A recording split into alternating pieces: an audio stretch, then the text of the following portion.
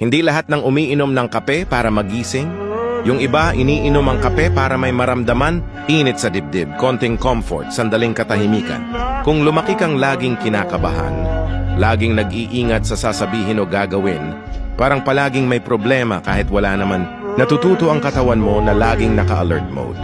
Ibig sabihin kahit nakaupo ka lang, pagod na ang isip at katawan mo. Kasi matagal na silang naka-survival mode.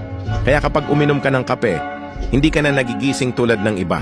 Kasi sa totoo lang, matagal ka ng gising sa stress, sa takot, sa pressure. Yung caffeine, hindi na siya boost.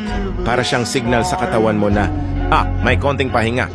Kaya sa moment na umupo ka, huminto, o mag-relax, bumabagsak ang guard mo, at doon ka inaantok bigla. Hindi dahil mahina ka, kundi dahil matagal mo nang kinikimkim ang pagod. Ito yung pagod na hindi nawawala sa tulog lang. Yung pagod na galing sa matagal na kailangan kong kayanin. Kung ganito ka, normal ka, at higit sa lahat, deserve mo ng totoong pahinga, hindi lang kape.